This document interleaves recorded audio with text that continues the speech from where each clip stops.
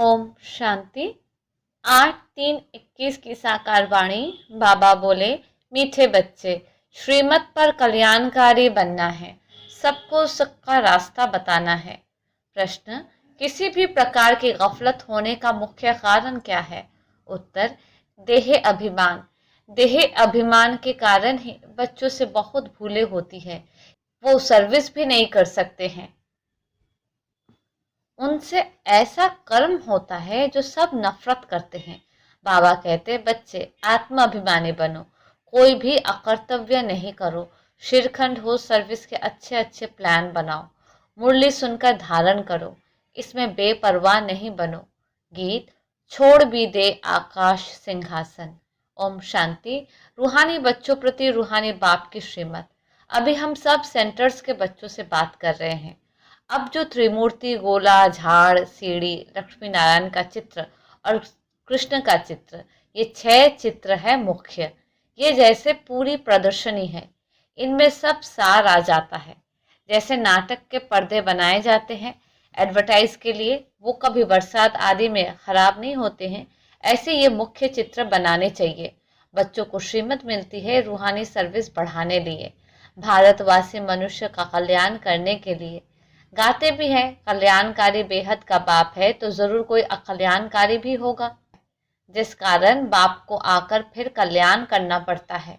रूहानी बच्चे जिनका कल्याण हो रहा है वो इन बातों को समझ सकते हैं।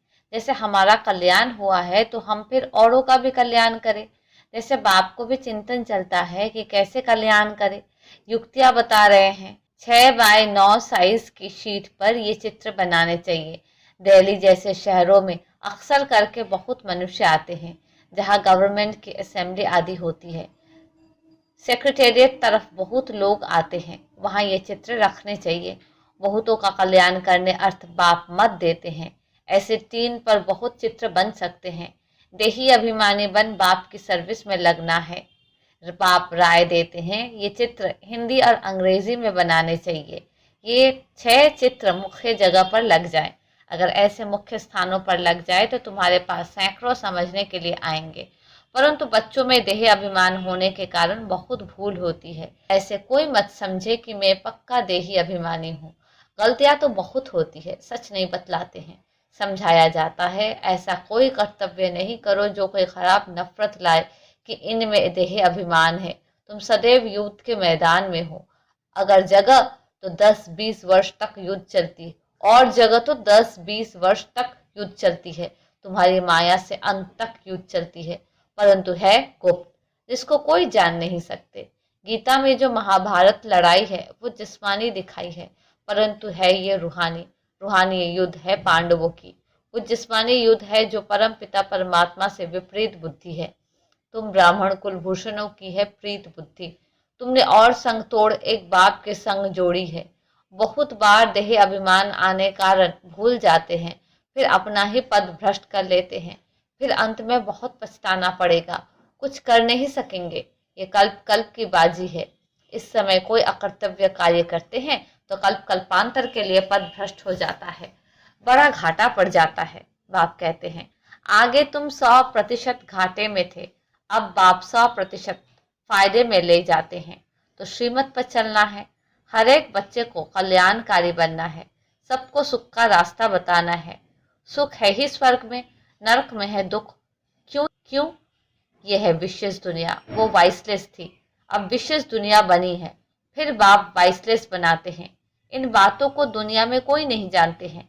तो मुख्य ये चित्र परमानेंट स्थानों पर लगने चाहिए।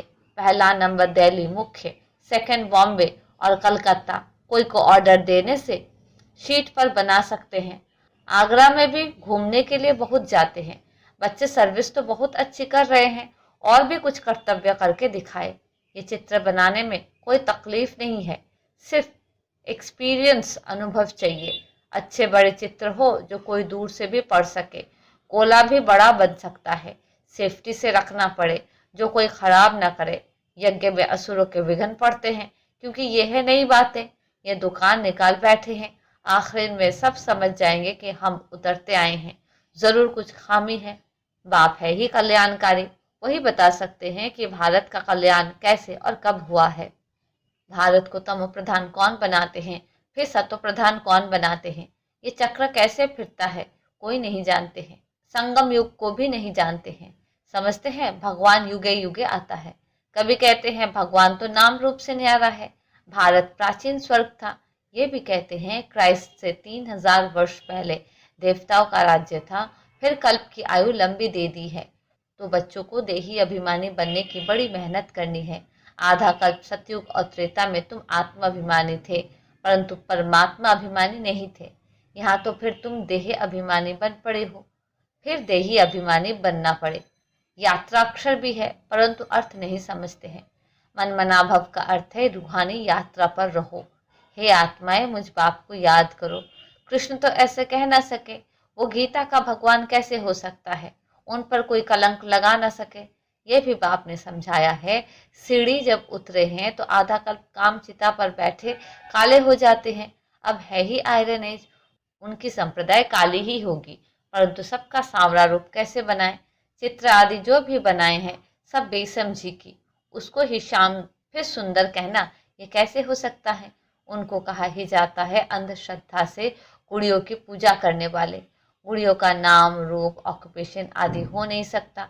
तुम भी पहले गुड़ियों की पूजा करते थे ना, अर्थ कुछ भी नहीं समझते थे। तो बाबा ने समझाया है प्रदर्शनी के चित्र मुख्य बन जाए, कमेटी बने जो प्रदर्शनी पिछाड़ी प्रदर्शनी करती रहे। बंधन मुक्त बहुत है, कन्याएं बंधन मुक्त है, वानप्रस्थी भी बंधन मुक्त है। तो बच्चों को डायरेक्शन अमल में लाना चाहिए। यह है गुप्त पांडव, कोई को भी पहचान में नहीं आ सकते। पाप भी गुप्त, ज्ञान भी गुप्त। वहाँ मनुष्य मनुष्य को ज्ञान देते हैं, यहाँ परमात्मा बाप ज्ञान देते हैं आत्माओं को। परंतु ये नहीं समझते कि आत्मा ज्ञान लेती है, क्योंकि वो आत्मा को निर्लेप कह देते हैं। वास्तव में आत्मा ही सब कुछ करती है। पुनर्जन्म आत्मा लेती है कर्मों के अनुसार।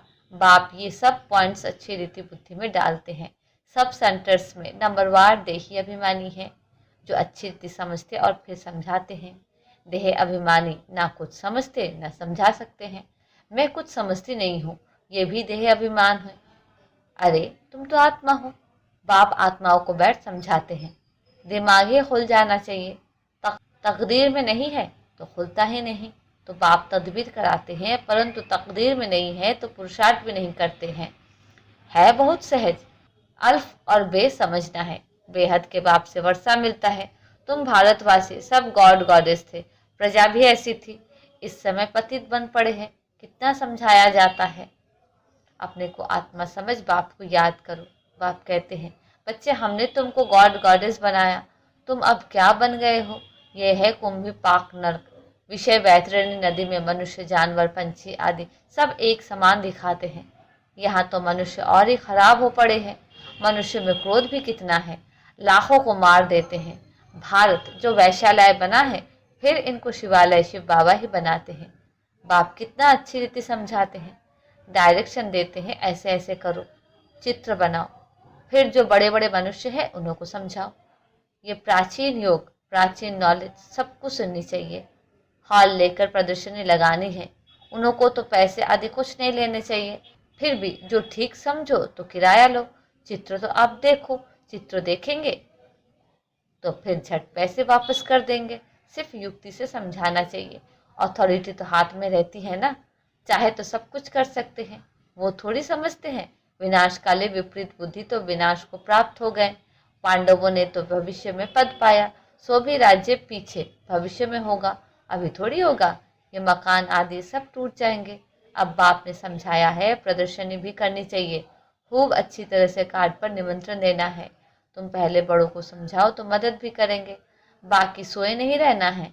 कई बच्चे देह अभिमान में सोए रहते हैं। कमेटी बनाए, श्रीखंड हो, प्लान बनाना चाहिए। बाकी मुरली नहीं पढ़ेंगे तो धारणा कैसी होगी। ऐसे बहुत लागर्स बेपरवाह है। अच्छा, मीठे मीठे सिक्के दे बच्चों प्रति माता पिता बाप दादा का याद प्यार गुड मॉर्निंग। रूहानी बाप के रूहानी बच्चों को नमस्ते। हम रूहानी बच्चों के रूहानी बाप को नमस्ते नमस्ते नमस्ते। धारणा के लिए मुख्य सार, पहले पॉइंट, यही अभिमानी बनकर सर्विस की भिन्न भिन्न युक्तियां निकालनी है। आपस में शिरकंठ होकर सर्विस करनी है। जैसे बाप कल्याणकारी है, ऐसे कल्याणकारी बनना है। दूसरी पॉइंट, प्रीत बुद्धि बन और संग तोड़ एक संग जोड़ना है। कोई ऐसा अकर्तव्य नहीं करना है जो कल्प कल्पांतर के लिए नुकसान हो जाए। वरदान, सदा उमंग उत्साह में रहे, चढ़ती कला का अनुभव करने वाले महावीर भव। महावीर बच्चे हर सेकंड हर संकल्प में चढ़ती कला का अनुभव करते हैं। उनकी चढ़ती कला सर्व के प्रति भला अर्थात कल्याण करने के निमित्त बना देती है।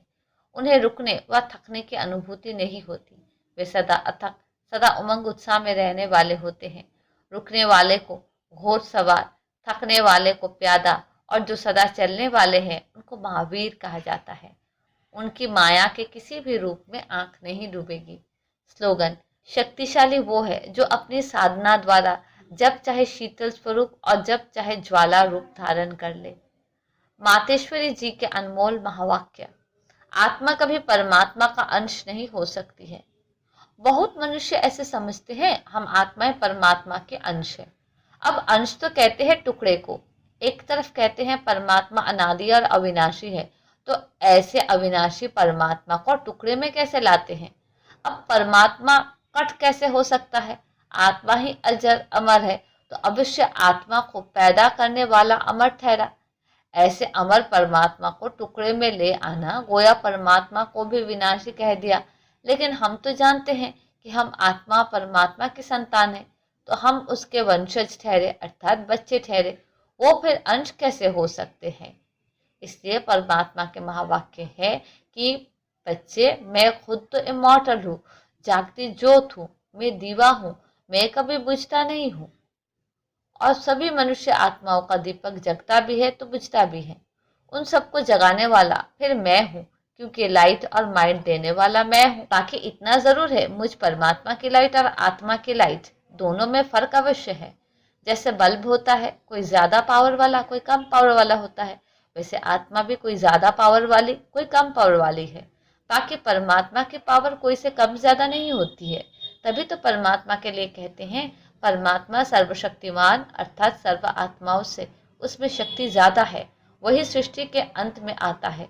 अगर कोई समझे परमात्मा सृष्टि के बीच में आता है अर्थात युगे युगे आता है, तो मानो परमात्मा बीच में आ गया, तो फिर परमात्मा सर्वसे श्रेष्ठ कैसे हुआ।